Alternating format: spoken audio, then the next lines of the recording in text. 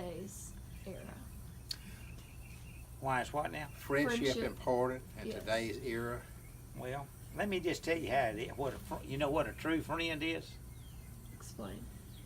A true friend is whenever Mr. Kennard can call me, or I can call Max, or I could call old Dennis that I ran around with, or anybody, and they'd say, "Hey, I need your help. I just need your help. I kind of got in a little bind."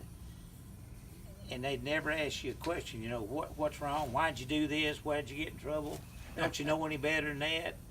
All they'd do is they'd pick up a truck and a chain if you were stuck, or if you had something other, you tore up a tire and you had to get it fixed before you got your car home to your daddy. And I don't know, just a true friend is one of those that never ask why. He just come to your rescue. Okay. How has your friendship affected your life? How did it Great. affect our life? Well, I believe, I've had friends over the years that kind of came and went, mainly due to circumstances like college friends, and I was on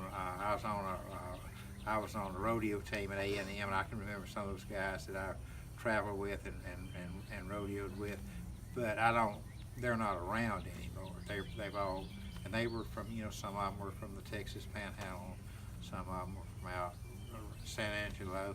But Ken, like I said a while ago, me and Ken have been knowing each other since about 1948 or 49. And I don't know why, I don't know how we managed to stay this close. I guess because we wanted to, Yeah. So I would say that your grandfather here and Max, and there's several guys that are not here, they've just enriched my life, and I enjoy being around them. We obviously, we've had a lot of fun together over the years, and we all enjoy the same things. We always, and we enjoy living here in this area. Let me tell you one quick thing about us. There was Jack, Johnny, and Jimmy, and myself, the four of us. I'll tell about Max here in a minute, but even Max, all five of us, plus Gerald Gregg that ran with us, every one of us, we still got our first wives. That's right. Believe it or not. And I had my first horse until he died at 36, and still got my first truck. So anyway, friendships and like I said, just I don't know. Basically. I think we value things like Ken just mentioned. What is your best memory together? My best memory. Uh-huh. My goodness. Let's see. Probably there's a lot of them, but I'd probably say when we were probably junior high age, we'd go camping out in a pasture that my dad had rented, and we had a place we always went every year, and getting ready for it, we'd plan for it, of course, and getting ready for it and getting down there and doing it. Your grandfather, Ken, was always the cook, and that's, if I had to pick one, might be it, but there's been a whole bunch of them. Tell her about the Pony Express, what we used to do. You know what the Pony Express was, Macy?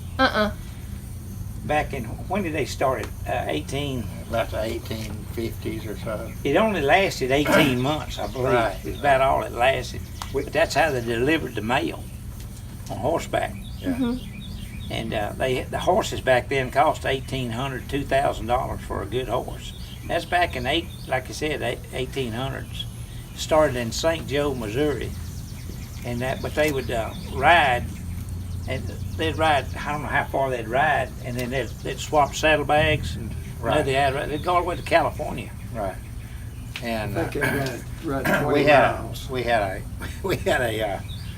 little route made in my grandfather Oliver's pasture, my mama's daddy, and me and Ken and my cousin Jimmy Oliver and John Leach. We had this little route made, and we was pretty agile and young then, so we'd do like the old Western cowboys, you know, we'd let the horses start running and put our feet out in front of us and vault into the saddle, you know.